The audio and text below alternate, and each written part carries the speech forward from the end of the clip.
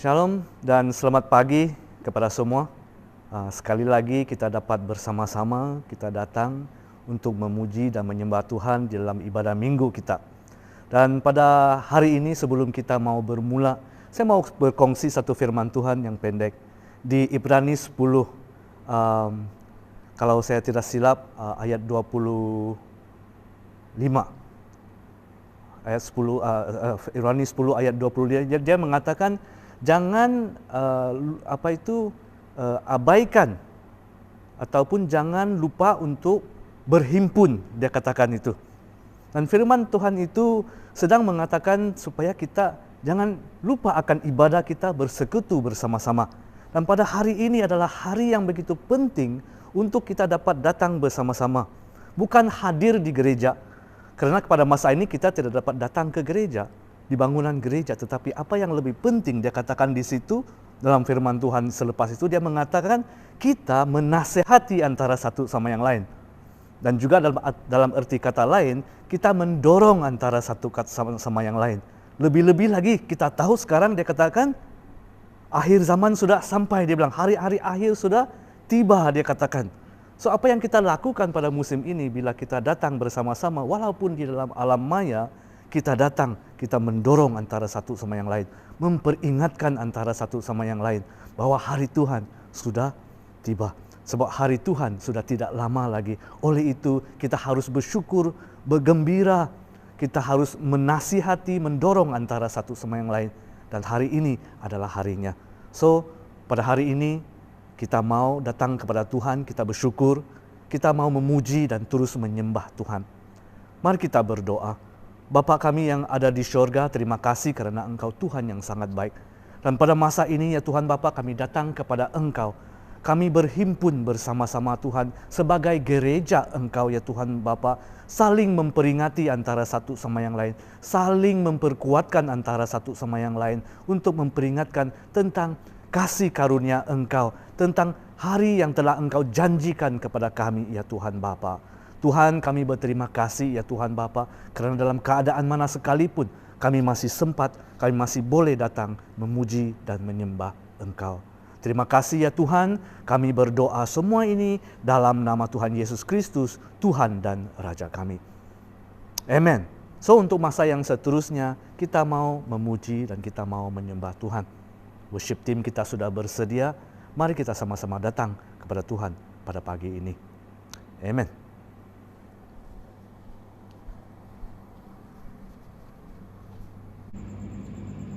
Shalom semua, selamat pagi, kita bertemu lagi pada pagi ini.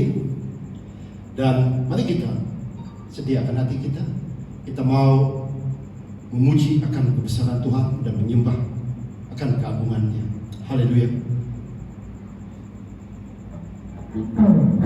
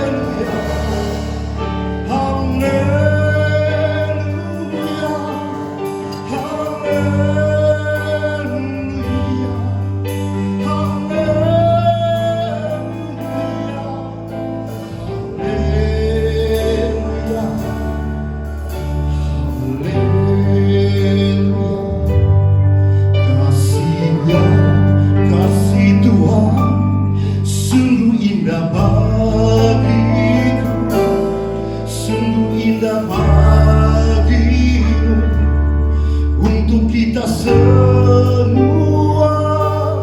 Ku bersyukur padamu atas pimpinan Roh-Mu dalam penyertaanmu setiap hari. Haleluya, haleluya, oh haleluya,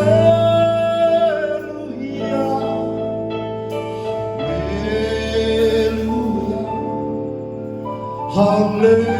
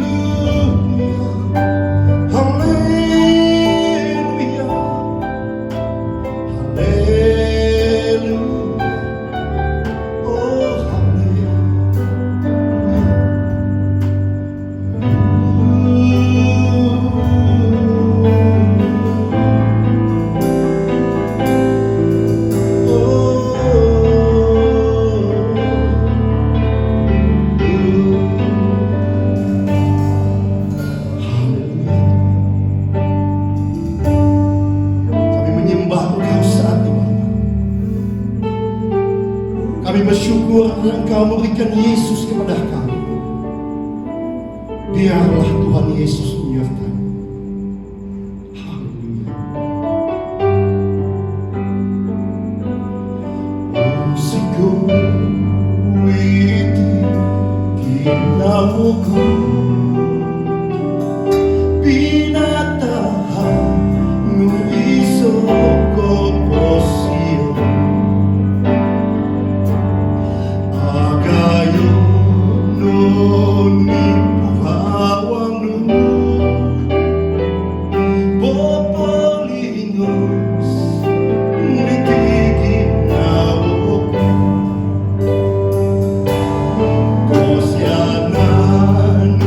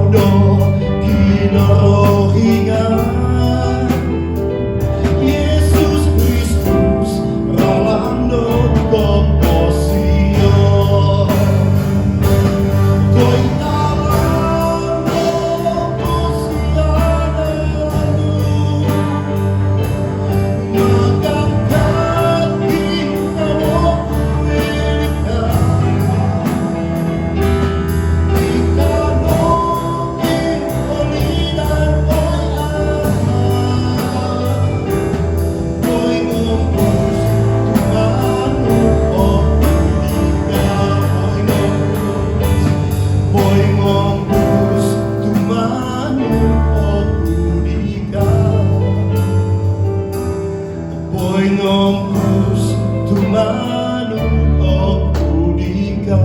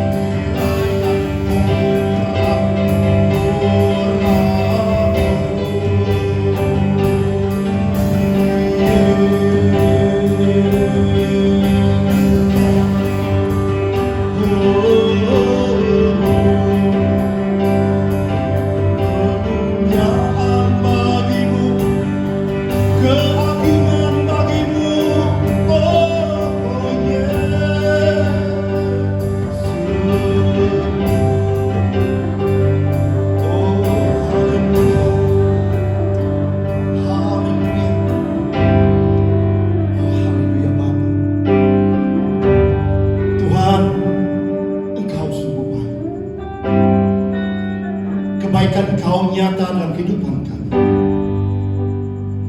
Dan biarlah kami meninggikan Engkau, mengagungkan kebesaran Engkau saat ini. Dan kami mengandalkan Engkau dalam kehidupan kami sebagai Raja dalam kehidupan kami. Biarlah kami berharap kepada Engkau saja.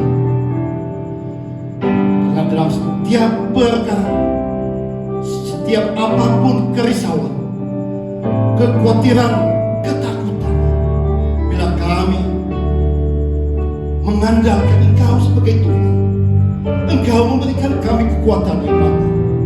Malah Engkau memberikan kami kekuatan untuk kami melawan setiap kuasa kegelapan.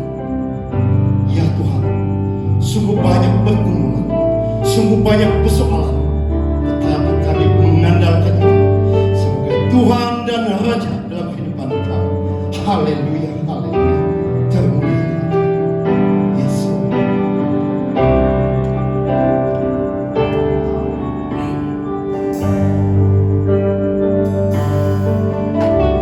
Di setiap persoalan Kau turut bekerja, mendatangkan kebaikan bagi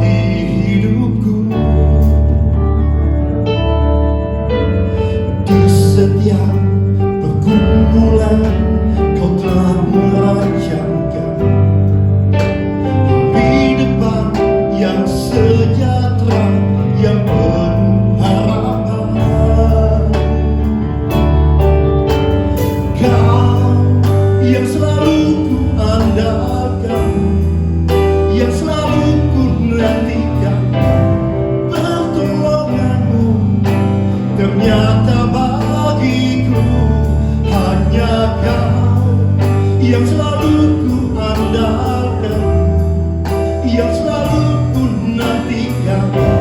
Selama ku menyembah, mujizat pasti terjadi. Hanya Kau yang selalu ku andalkan, yang selalu ku nantikan. Pertolongan-Mu ternyata bagiku. Hanya Kau yang selalu ku andalkan, yang selalu ku nantikan. Selama ku menyembah, mujizat pasti terjadi.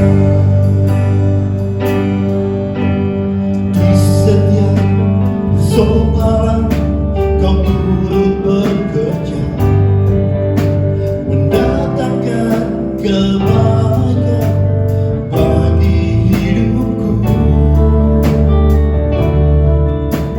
Di setiap pergumulan Kau telah merancangkan hari depan yang sejahtera, yang penuh harapan. Kau yang selalu ku andalkan, yang selalu ku nantikan. Pertolongan-Mu ternyata bagiku. Hanya Kau yang selalu ku andalkan, yang selalu ku nantikan. Selama ku menyembah, mujizat pasti terjadi. Hanya Kau yang selalu ku andalkan, yang selalu ku nantikan. Pertolongan-Mu ternyata bagiku. Hanya Kau yang selalu ku andalkan, yang selalu ku nantikan. Selama ku menyembah, mujizat pasti terjadi. Haleluya. Engkau sungguh besar ya Bapa. Engkau sungguh agung, kemuliaan Kau itu nyata. Bila mana kami menyembah Engkau di dalam roh dan kebenaran, Engkau akan memberikan kami damai, sukacita dalam kehidupan kami. Biarlah kami menyembah akan kebesaran Engkau ya Bapa. Oh haleluya Tuhan.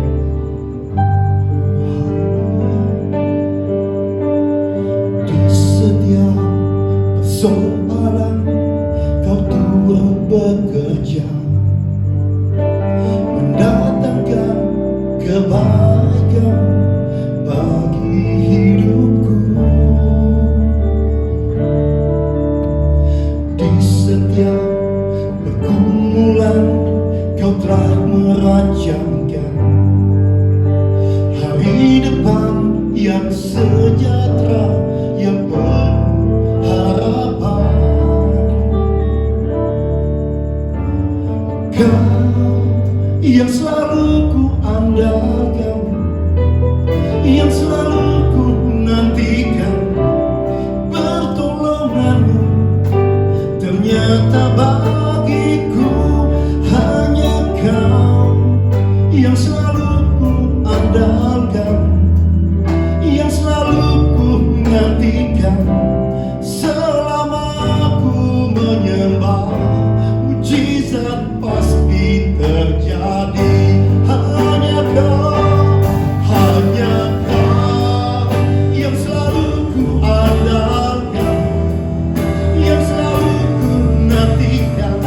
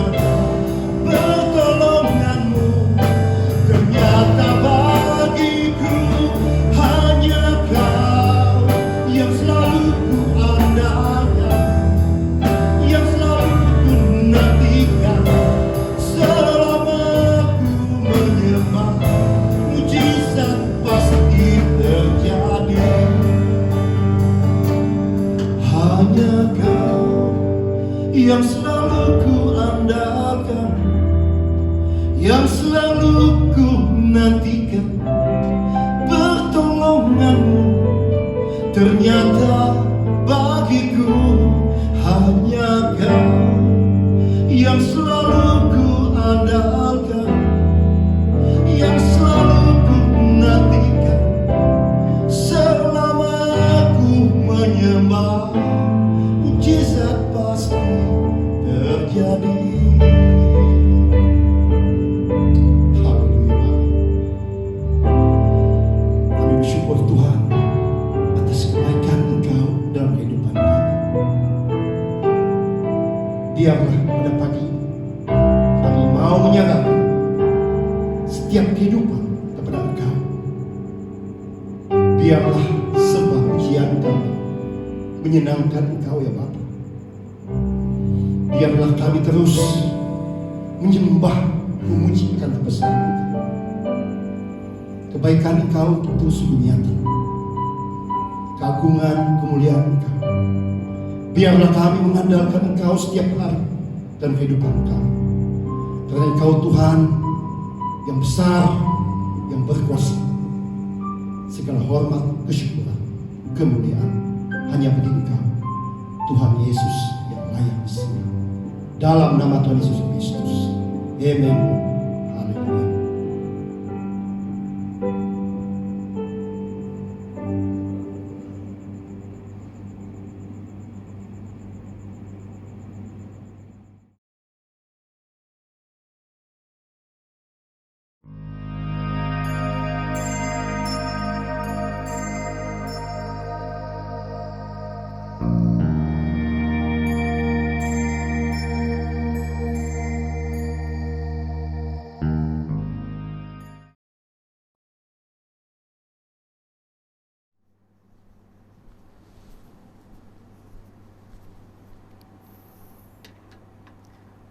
Shalom dan selamat pagi jemaat.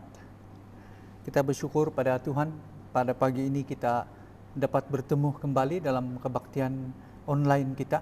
Dan tiba masanya untuk kita mendengar dan menerima firman Tuhan, apa pesanan Tuhan bagi kita pada pagi ini. Sebelum itu mari kita datang di dalam doa pada pagi ini dan kita serahkan pikiran kita, serahkan hidup kita untuk mendengar firman Tuhan pada pagi ini. Mari kita berdoa. Haleluya. Bapa di surga, kami datang di hadapan Engkau dengan hati yang melimpah dengan penuh kesyukuran. Pada pagi ini Tuhan, kami datang untuk mendengar sendiri daripada Engkau. Dan Bapa, biarlah pada hari ini, pada pagi ini, biarlah firman Engkau adalah firman yang tepat bagi setiap kehidupan kami. Oleh itu Tuhan, kami serahkan roh kami di dalam tangan Engkau, biar telinga kami mendengar suara yang daripada Engkau pada pagi ini. Biar firman Engkau yang dilepaskan pada hari ini adalah firman yang perlu kami dengar pada hari ini. Kami serahkan masa dan ruang ini Tuhan di dalam tangan Engkau. Saya serahkan Tuhan diri saya sebagai alat Engkau Tuhan pada pagi ini. Melalui saya Tuhan, biarlah firman Engkau diberitakan. Dan biar Tuhan Engkau sembunyikan saya Tuhan di sebalik salib Engkau Tuhan, dan kekuatan Engkau menjadi kekuatan saya pada pagi ini Tuhan, untuk memberitakan kebenaran Engkau pada pagi ini. Dan semua Tuhan yang pada pagi ini yang kami lakukan, kami memuliakan nama Engkau untuk kemuliaan-Mu.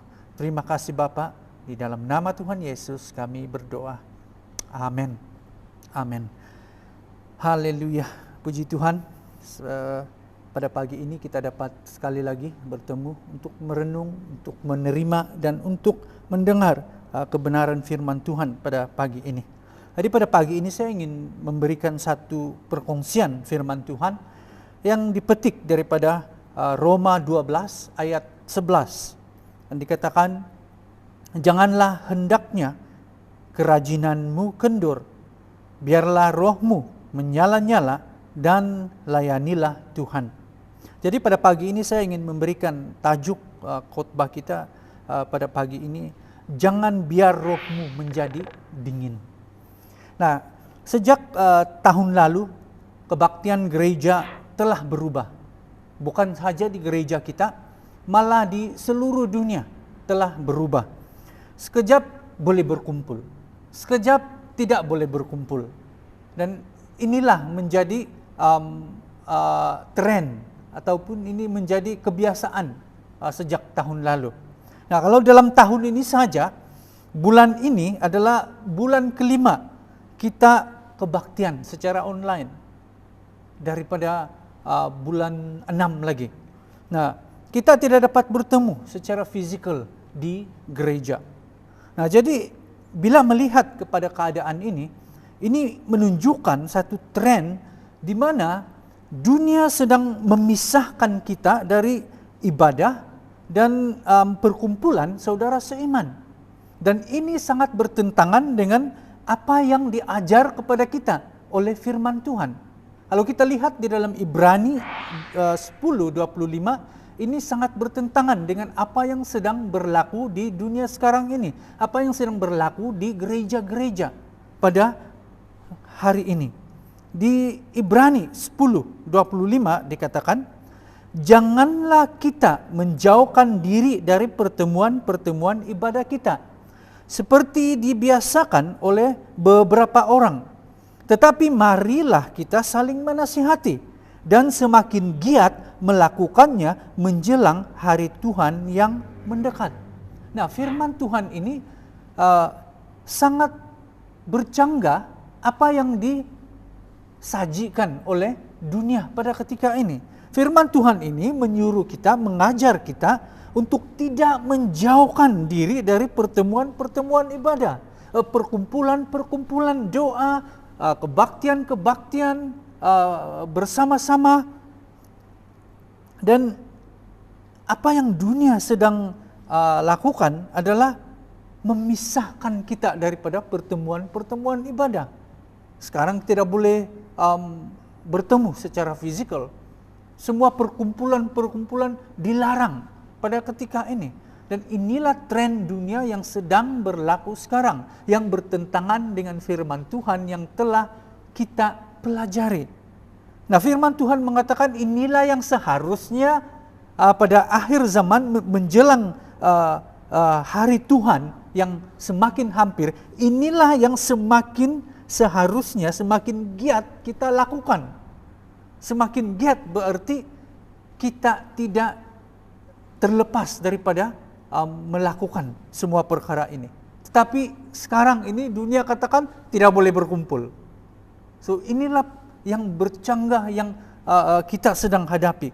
Dan tidak dapat dinafikan bahwa ini memberi kesan terhadap suhu rohani kebanyakan umat Tuhan.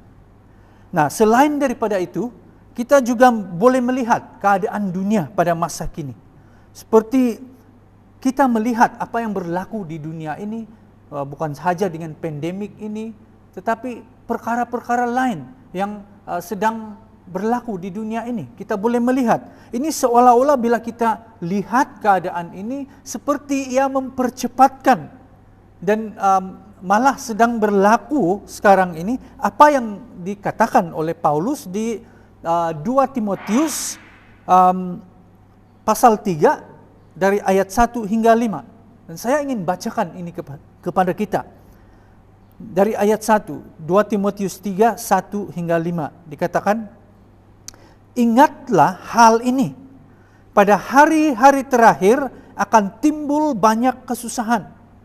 So sekarang ini kita boleh melihat banyak kesusahan di seluruh dunia sedang terjadi sekarang ini. Ayat 2, manusia akan mementingkan diri sendiri, tamak dan serakah, sombong dan bongkak. Dan inilah keadaan, inilah nilai manusia di dunia pada hari ini. Dan kita tidak boleh nafikan ini. Mereka akan menghina dan melawan ibu bapa. Kita sedang melihat keadaan ini terjadi di dalam masyarakat, di dalam keluarga. Tidak tahu berterima kasih dan tidak mahu mengenal Allah. Dan inilah yang paling kita lihat dengan nyata. Manusia tidak mahu mengenal Allah. Kalau di dalam bahasa Indonesia punya versi, dikatakan tidak mau peduli tentang agama. Dan inilah yang tren nilai dunia sedang katakan Tuhan itu tidak penting. Dan ramai manusia tidak lagi mau mengenal Tuhan pada ketika ini. Ayat 3.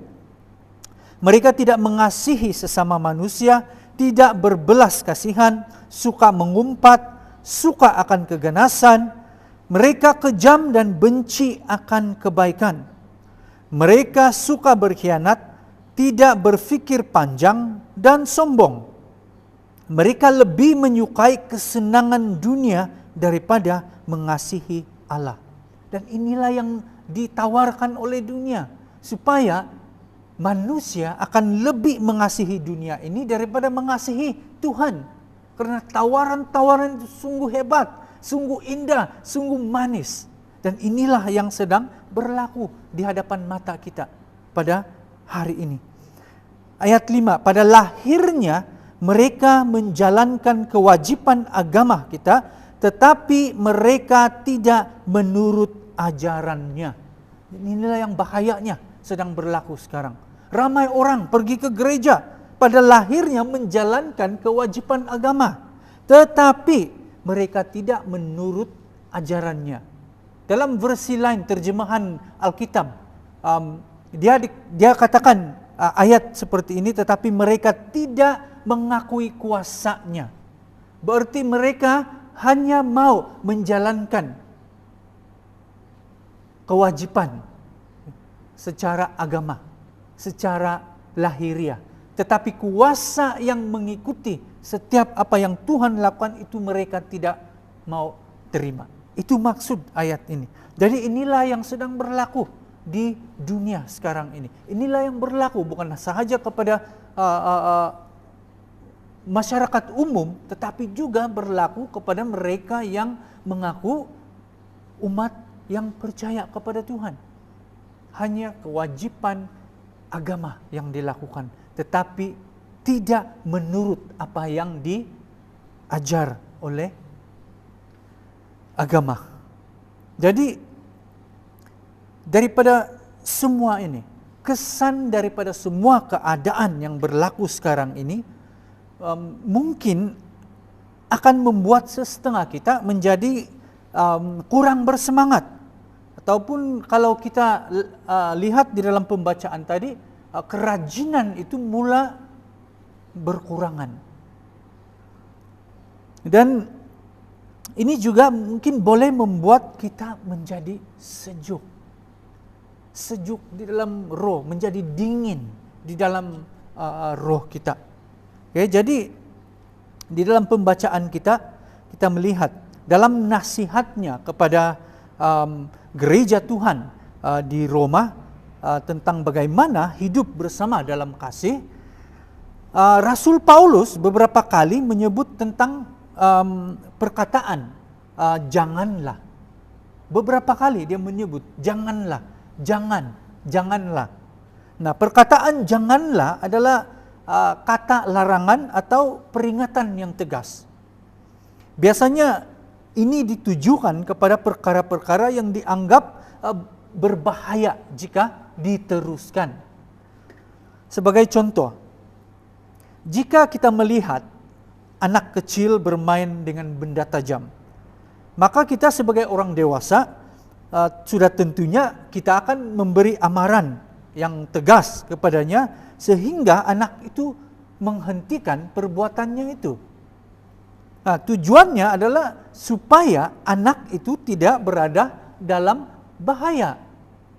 Nah, ayat jangan biarkan kerajinanmu kendur, ini adalah larangan atau peringatan yang tegas supaya kerajinan, ketekunan, dan kesungguhan orang-orang percaya tidak menjadi kendur ataupun mundur. Inilah tujuan ayat ini. Jadi apabila kerajinan, ketekunan, dan kesungguhan orang percaya menjadi kendur atau mundur, maka ada bahaya yang akan dialami. Nah, kata roh yang menyala-nyala ini bercakap tentang semangat yang berkobar-kobar seperti air yang mendidih. kalau kita lihat roh yang menyala-nyala, boleh kita simpulkan ataupun boleh kita beri pengertian sebagai sesuatu keinginan yang membara. Membara ini bermaksud sesuatu yang membakar-bakar ataupun sesuatu yang membakar. Dan keinginan yang kuat dan sungguh-sungguh. Nah, jadi ini berarti Tuhan dia mengkehendaki kita supaya kita terus menjadi orang yang bersemangat atau kita bergairah dengan tulus melayani Tuhan secara sukarela, karena kita menyadari tujuan Tuhan dalam hidup kita. So itu tujuan daripada semua apa yang dikatakan oleh Paulus itu. Nah, malah lebih dari itu, Tuhan mengkehendaki kita menjadi pencetus. Pencetus apa? Supaya kita mencetuskan suatu suhu yang panas. Bukan panas secara negatif, tetapi panas di dalam rohani kita. Panas di dalam kerohanian kita. Bagi orang-orang di sekitar kita. Kita dikehendaki oleh Tuhan menjadi pencetus suhu panas di sekeliling kita dari segi kerohanian. Nah, itu samalah seperti itu air. Air yang mendidih, kalau kita alirkan, dia selalu ingin mengalir panasnya itu kepada objek di sekelilingnya.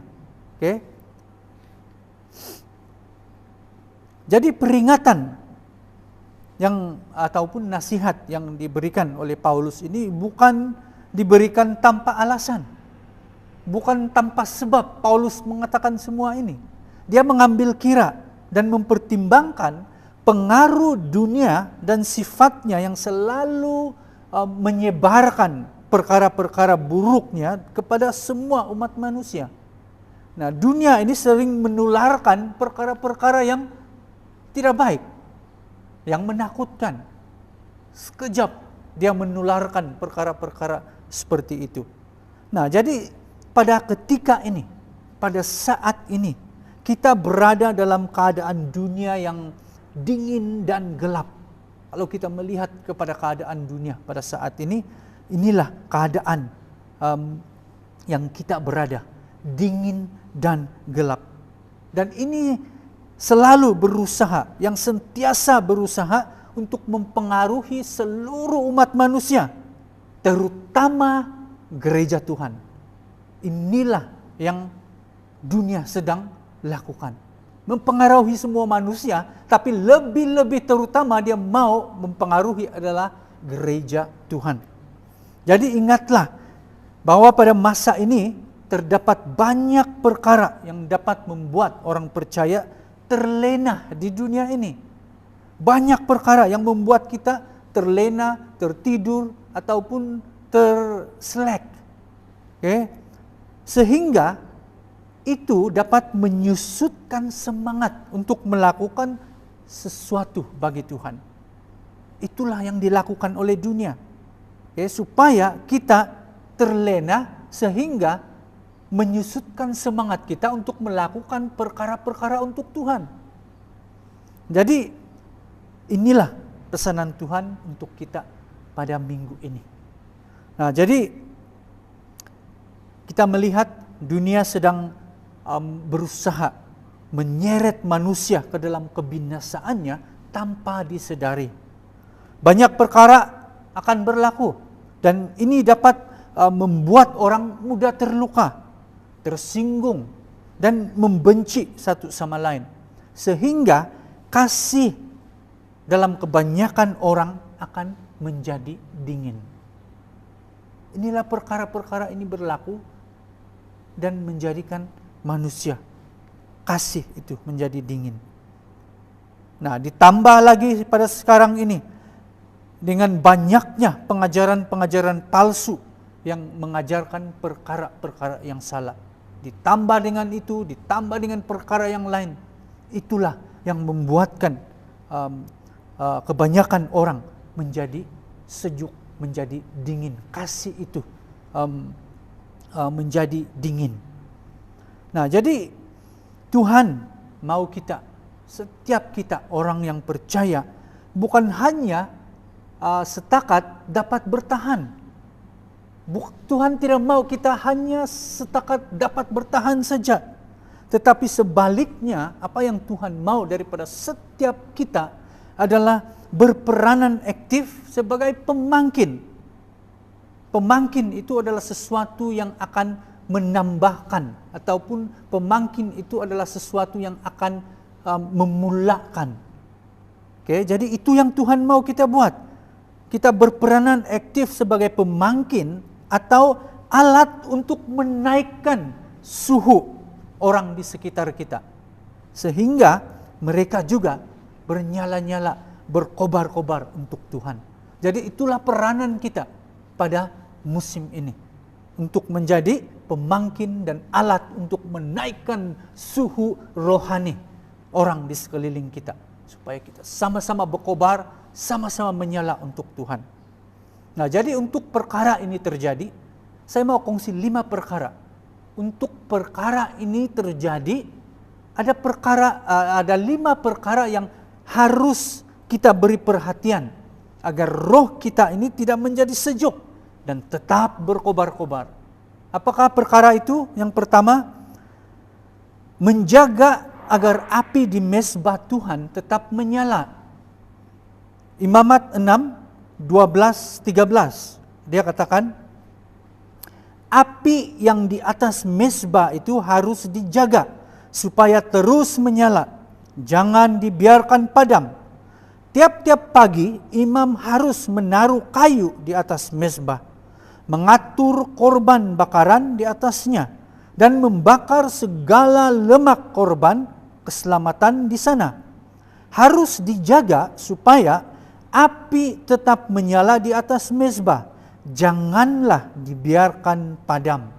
Nah, ini bercakap tentang api yang menyala dan bagaimana api itu terus dapat menyala.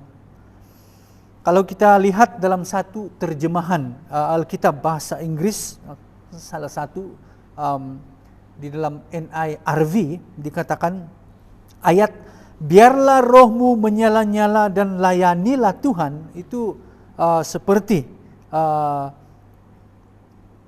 bunyinya seperti ini. Dia katakan, never let the fire in your heart go out.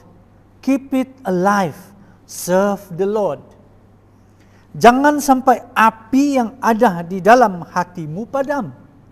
Buatlah ia tetap menyala dan layanilah Tuhan. Nah, salah satu tugas yang penting bagi para imam, kalau kita lihat di dalam perjanjian lama, ialah menjaga supaya api di mezbah tetap menyala.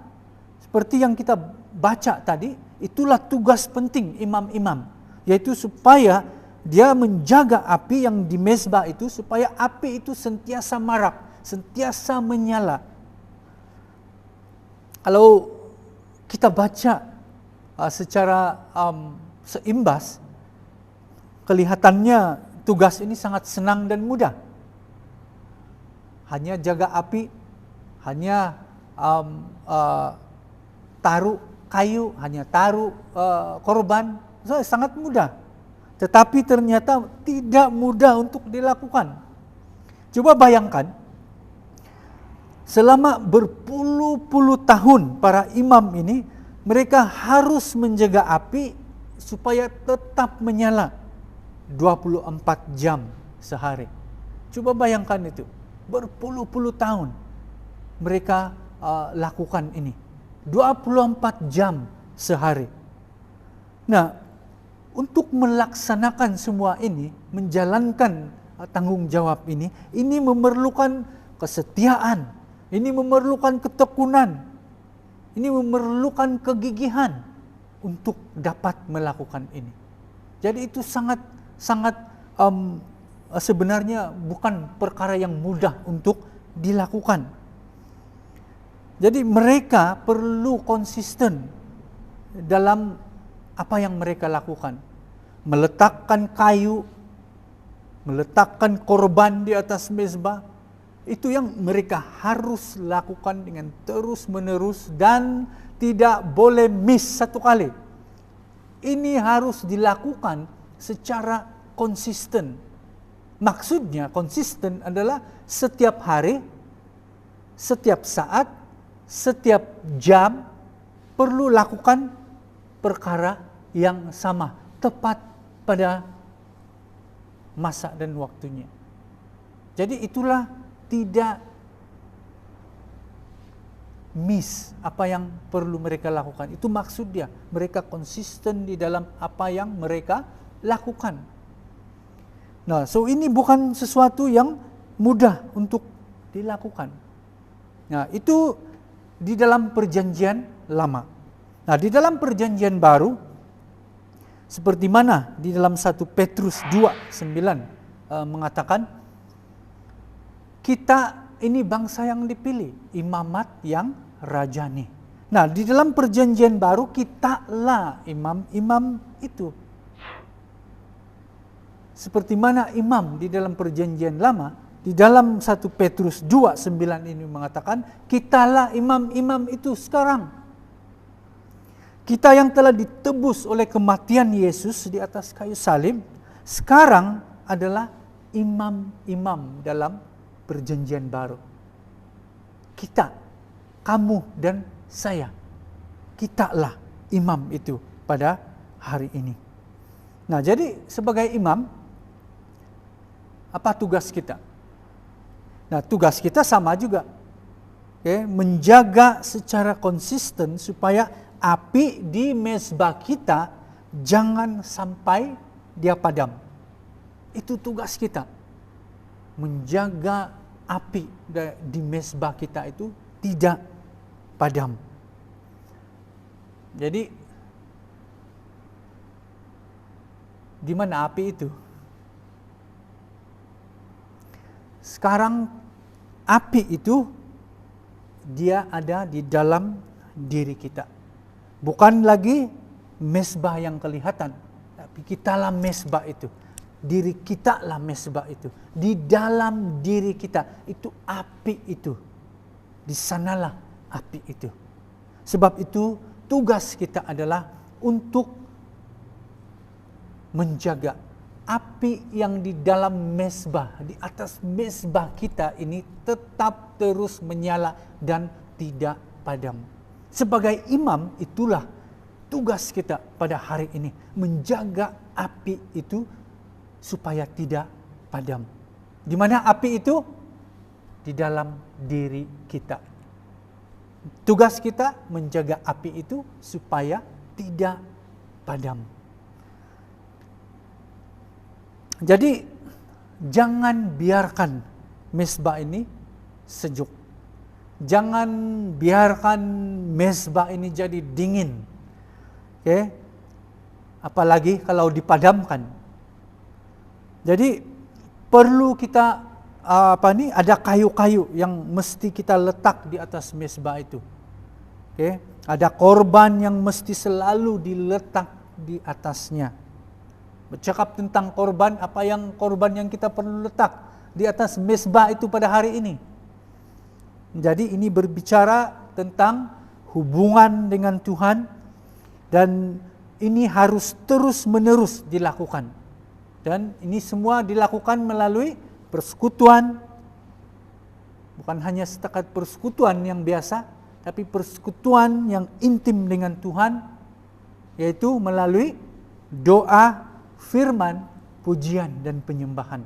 Jadi inilah korban yang kita letakkan di atas mezbah pada hari ini. Korbannya, sambil kita menjaga api itu untuk terus menyala, korban itulah yang kita letakkan, yaitu melalui persekutuan yang intim dengan Tuhan di dalam doa, firman, pujian, dan penyembahan.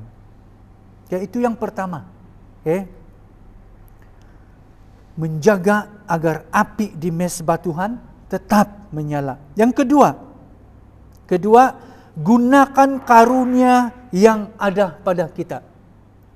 Saya percaya semua kita ada karunia. Tidak ada satu orang pun yang tiada karunia. 2 Timotius 1:6. Itulah sebabnya aku mengingatkan engkau supaya sentiasa menggunakan pemberian yang dikurniakan oleh Allah kepadamu pada waktu aku meletakkan tanganku pada kepalamu. Ada satu hamba Tuhan pernah berkata, dia katakan, segala sesuatu di dunia ini jika tidak digunakan, ia akan cepat rosak. Dan ada kebenaran tentang perkataan ini. Saya melihat beberapa minggu yang lalu, karena kita sudah lama tidak bertemu, sudah lama tidak boleh mengadakan pertemuan. Saya melihat ada satu kasut saya yang sudah lama tersimpan di dalam almari kasut. Jadi bila saya bongkar ataupun bila saya buka kembali, karena sudah lama tidak digunakan, sudah bekulat, padahal masih baru. Sudah bekulat dan kelihatan sangat kusam, dan itu dia punya kulit itu pun sudah terkupas-kupas karena lama tidak digunakan. Jadi ada kebenaran apa yang dikatakan oleh hamba Tuhan ini. Segala sesuatu di dunia ini kalau tidak digunakan, ia akan cepat rusak. Saya mendapati itu benar karena saya melihat kasut saya itu dalam keadaan seperti itu, padahal masih baru. Nah, begitu juga dengan karunia yang Tuhan berikan kepada kita. Jika kita tidak menggunakan karunia atau bakat yang Tuhan berikan kepada kita, maka lama-kelamaan karunia itu akan mati kalau tidak digunakan. Nah, jadi inilah yang menjadikan semangat untuk Tuhan itu perlahan-lahan terhakis. Jadi semangat kita pun akan perlahan-lahan terhakis karena perkara ini.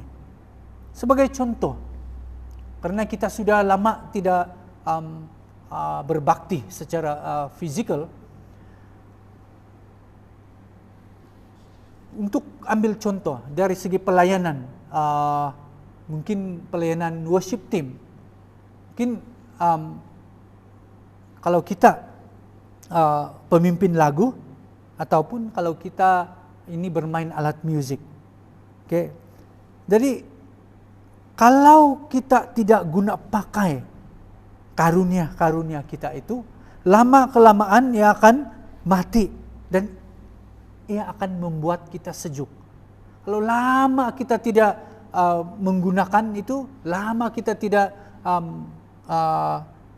di dalam memimpin pujiankah, di dalam bermain di dalam alat musik, ya lama-kelamaan dia akan mati.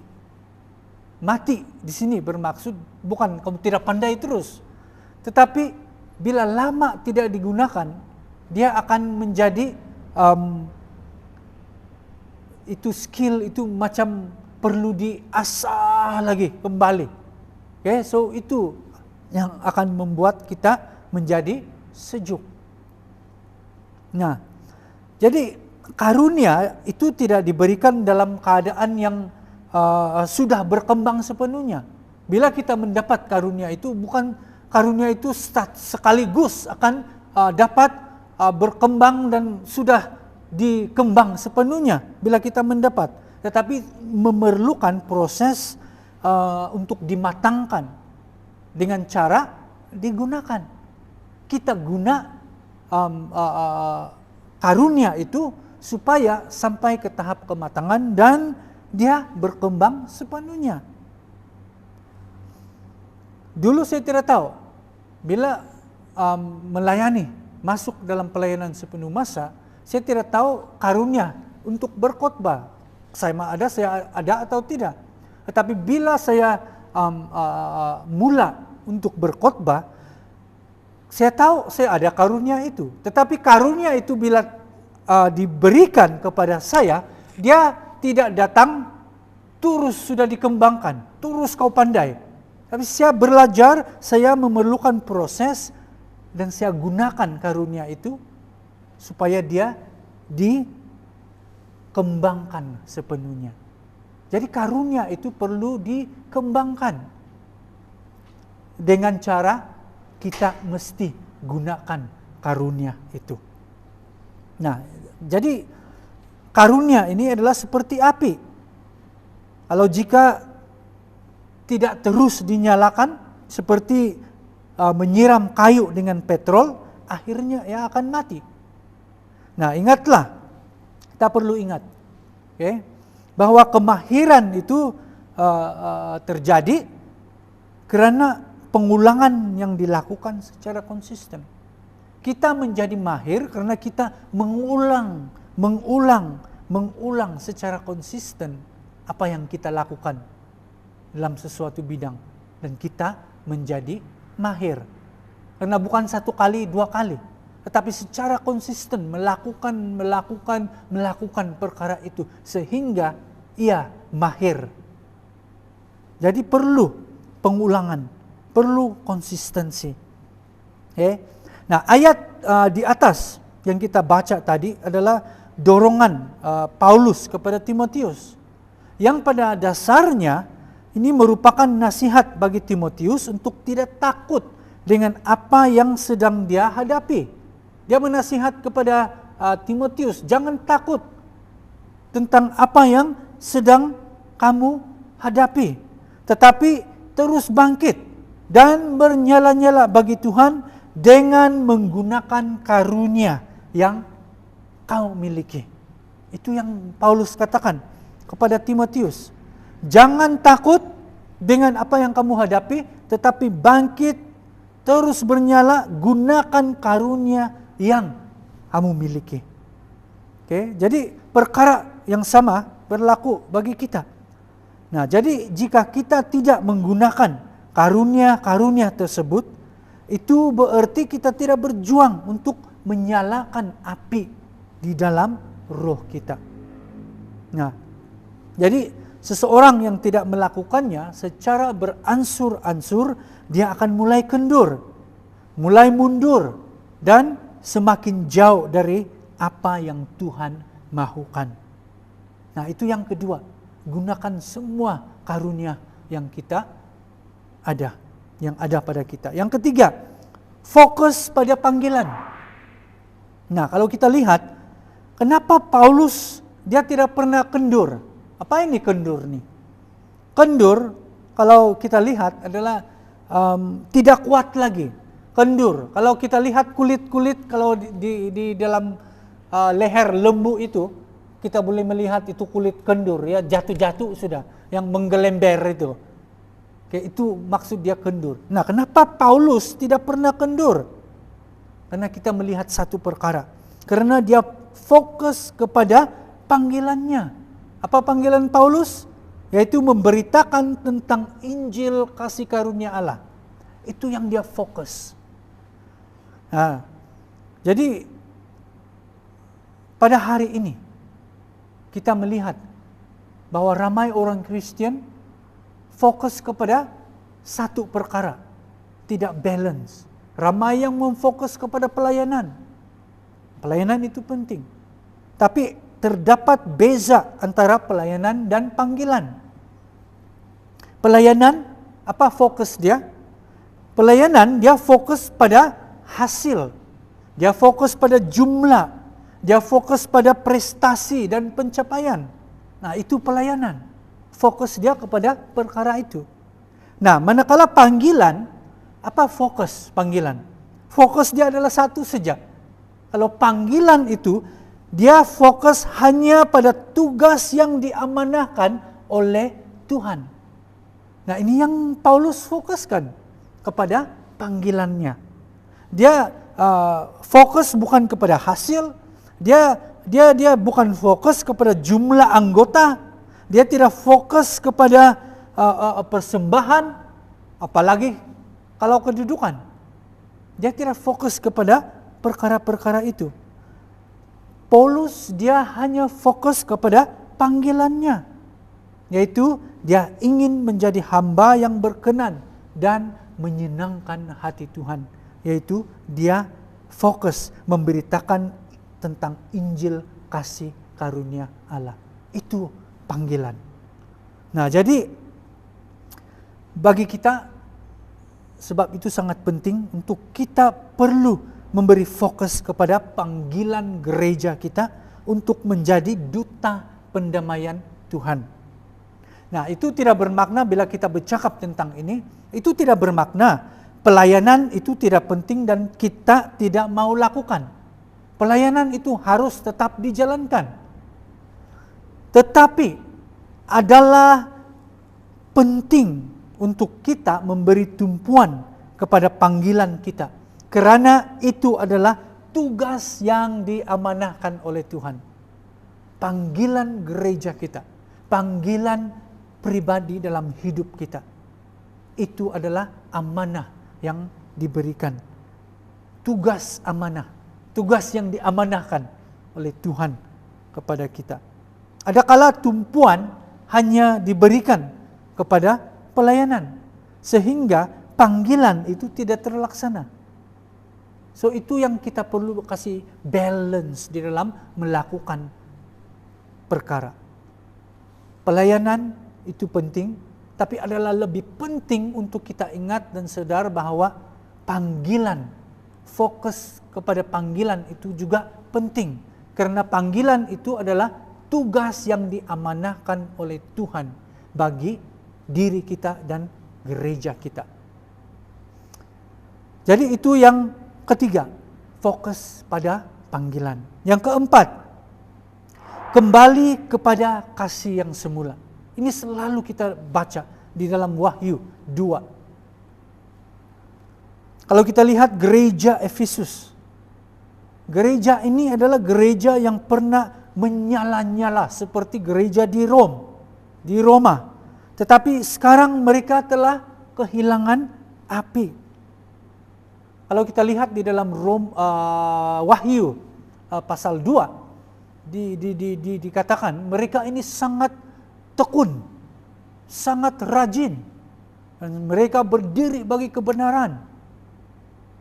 Dan itu adalah sesuatu perkara yang baik, perkara yang perlu ada. Tetapi apa yang menjadi masalah bagi mereka? Tuhan mencela mereka. Walaupun mereka mempertahankan kebenaran, mereka giat melayani, giat melakukan pekerjaan Tuhan.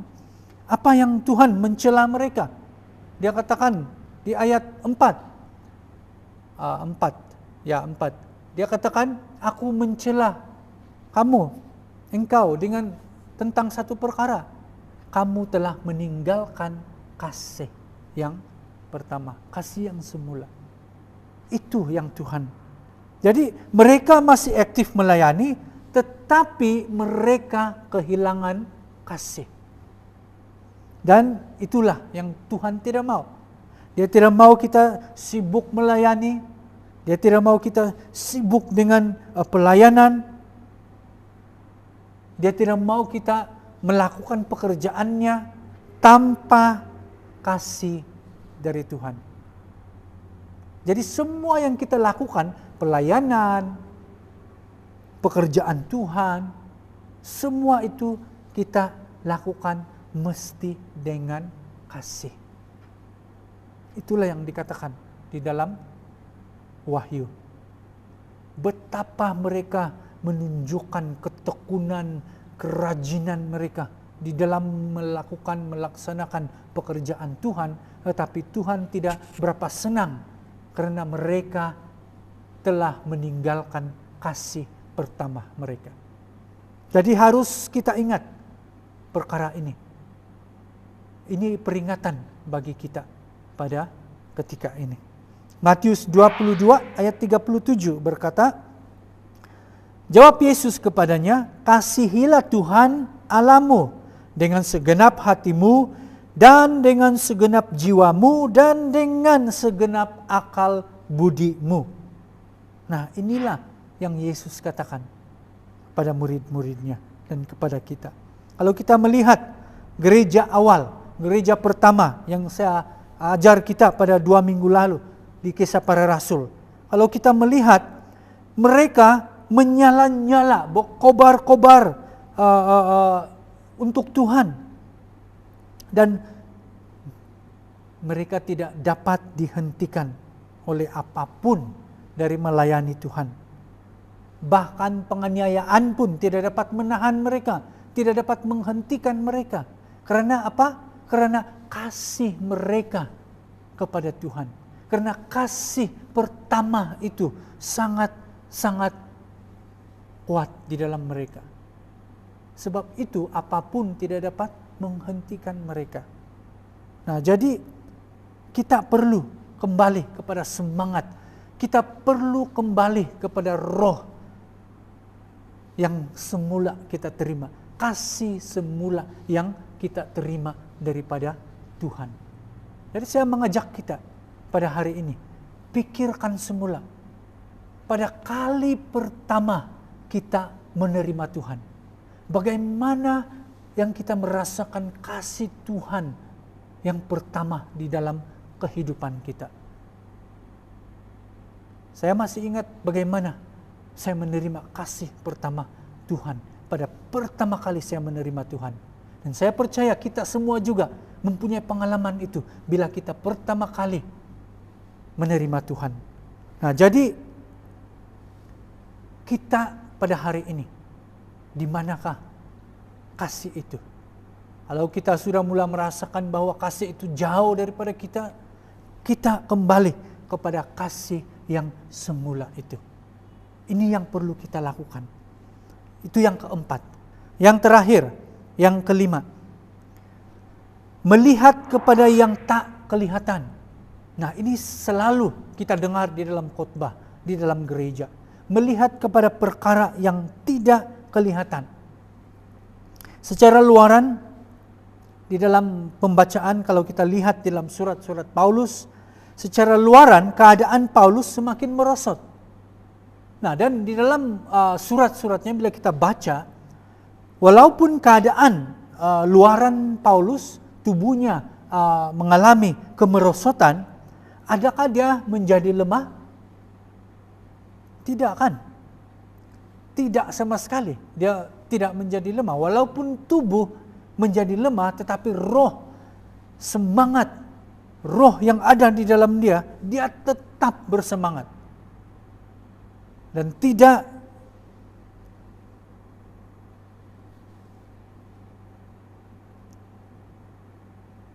tidak secara fisikal dia dipengaruhi, walaupun keadaan tubuhnya merosot. Jadi kenapa ini boleh berlaku sedemikian? Kenapa Paulus walaupun di dalam keadaan yang merosot secara luaran fisikalnya, dia tidak menjadi lemah? Apa yang menyebabkan dia makin bersemangat? Satu adalah inilah, dia tidak memperhatikan, dia tidak melihat kepada yang kelihatan, tetapi yang tidak kelihatan. Bukan dia melihat kepada apa yang boleh dilihat, tapi dia lihat kepada apa yang tidak boleh dilihat. Nah, apa yang kelihatan? Yang kelihatan adalah bilangan anggota, kemudahan-kemudahan di bangunan, di gereja, pemilikan-pemilikan yang kita ada, itu semua perkara-perkara yang boleh dilihat. Nah, jadi yang tidak kelihatan itu apa? Satu perkara, dengar baik-baik.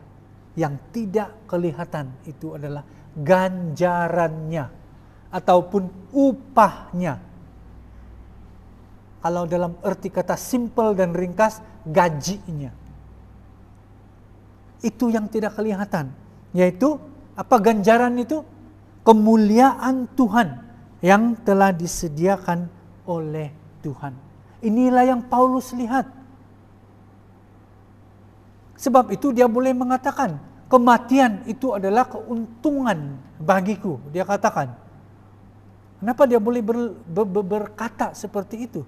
Karena dia melihat kepada ganjaran yang bakal dia perolehi, yang diberikan oleh Tuhan, yaitu kemuliaan.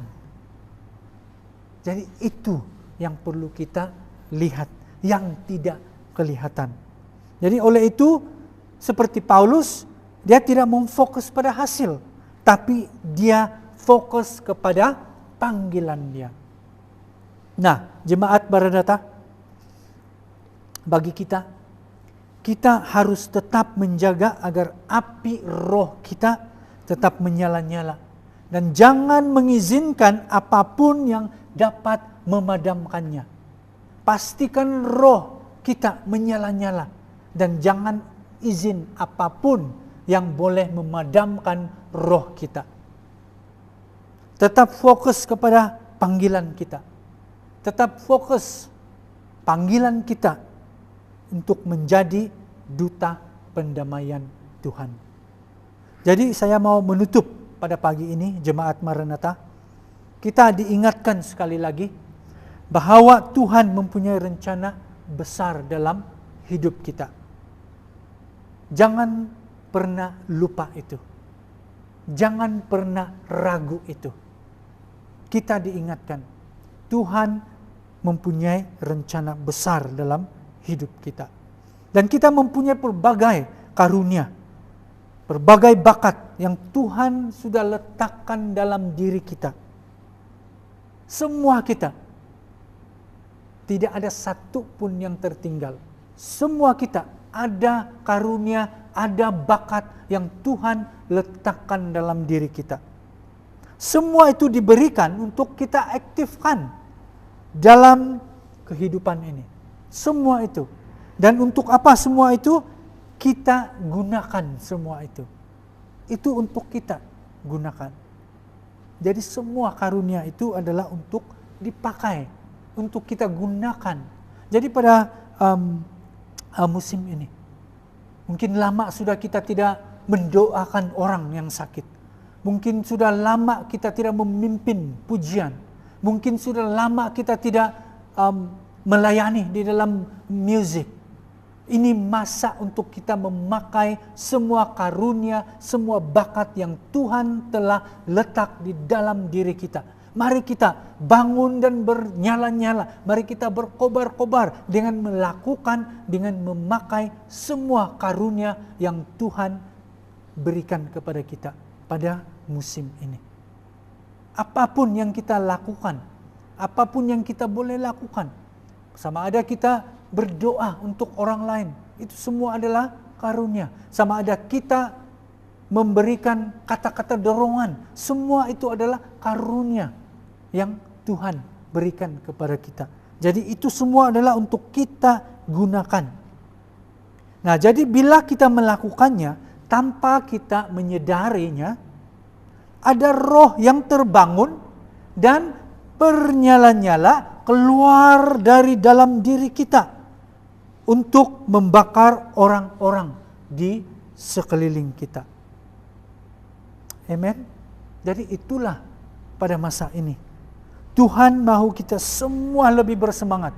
Semua kita, Tuhan mau supaya menjadi lebih bersemangat, lebih rajin, dan lebih berkobar-kobar melayani Dia.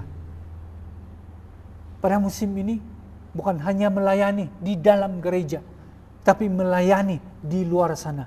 Di mana kita sekarang ini ramai orang perlu pelayanan.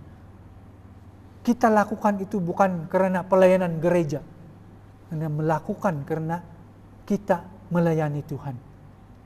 Kita melakukan karena kita dipanggil oleh Tuhan pada musim ini. Dimanapun kamu berada, jadilah terang, jadilah duta pendamaian di mana kamu berada sekarang ini. Saya percaya Tuhan sudah memanggil kita dan Tuhan akan melengkapi kita. Tuhan akan menguatkan kita. Kita boleh dan kita harus berjalan seperti itu. Amen. Mari kita berdoa. Haleluya. Haleluya. Bapa, kami datang di hadapan Engkau pada saat ini. Kami bersyukur Tuhan karena Engkau telah memanggil kami daripada kegelapan masuk ke dalam terang kerajaan Engkau. Dan Tuhan, bila kami berada di dalam kerajaan Engkau, Engkau telah meletakkan satu panggilan di dalam hidup kami, di dalam gereja kami. Dan Tuhan, kami tahu panggilan itu adalah tugas yang diamanahkan oleh Engkau sendiri. Dan pada musim ini Tuhan, pada rangka jangka waktu pada ketika ini, panggilan kami adalah menjadi duta pendamaian Engkau. Bapa, kami minta Tuhan pada saat ini supaya fokus kami tetap tertuju, fokus kami akan tetap tertumpu kepada melakukan panggilan yang Engkau telah panggil untuk kami lakukan. Karena itu adalah tugas yang diamanahkan oleh Engkau sendiri kepada gereja kami, kepada community kami. Saya berdoa Tuhan, Engkau lepaskan ya Tuhan pada saat ini suatu kesadaran, suatu pewahyuan kepada setiap umat kami, supaya kami sadar bahwa ini panggilan yang sangat tinggi di dalam hidup kami. Dan biar kami fokus kepada apa yang Engkau panggil kami untuk melakukan pada musim ini. Dimanapun kami berada Tuhan, Engkau akan guna setiap kami menjadi saluran berkat Engkau, menjadi saluran untuk membawa kabar gembira, menjadi saluran untuk membawa kesembuhan, menjadi saluran untuk membawa penghiburan kepada semua orang yang memerlukan Engkau. Bangkitlah Tuhan pada masa ini, jemaat Maranatha, kepada panggilan pribadi dan di dalam community ini Tuhan, supaya kami benar-benar dapat menjalankan panggilan ini secara tuntas. Terima kasih Tuhan karena Engkau sentiasa menyertai kami. Engkau tidak akan meninggalkan kami karena janji-Mu, Engkau akan menyertai kami sehingga ke akhir zaman. Tuhan, kami mau bangkit pada musim ini untuk terus berkobar-kobar, untuk terus rajin, untuk terus bernyala-nyala dan melayani Engkau. Kami tidak mau menjadi sejuk di dalam roh kami. Oleh itu Tuhan, tolong kami supaya kami mempunyai kekuatan untuk terus menjaga api kami, supaya akan terus bernyala, supaya tidak akan padam ya Tuhan. Sehingga mezbah yang Engkau bina di dalam hidup kami akan terus bernyala-nyala untuk Engkau Tuhan. Terima kasih Bapa, terima kasih Tuhan. Saya lepaskan perlindungan untuk setiap umat Engkau pada masa ini. Dimanapun mereka berada Tuhan, apapun yang mereka lakukan di dalam melaksanakan panggilan Engkau, penyertaan Engkau, hadirat Engkau menyertai mereka. Darah Yesus membungkus dan melindungi mereka Tuhan daripada setiap panah-panah api daripada kegelapan. Dan mereka akan dikuatkuasakan oleh kuasa Roh Kudus Engkau untuk melakukan banyak tanda-tanda dan mujizat ya Tuhan, sehingga mereka membawa ramai jiwa kepada Tuhan, mengenal Allah yang hidup dan yang benar. Terima kasih Tuhan, angkat gereja-Mu saat ini di dalam tangan Engkau. Terima kasih Tuhan, segala kemuliaan, hormat, kesyukuran kami kembalikan dan kami berikan hanya kepada Yesus, Tuhan dan Raja kami. Amin. Amin. Amin. So di sini saja kebaktian pada pagi ini, dan Tuhan memberkati setiap kita. Tuhan memberkati. Amin.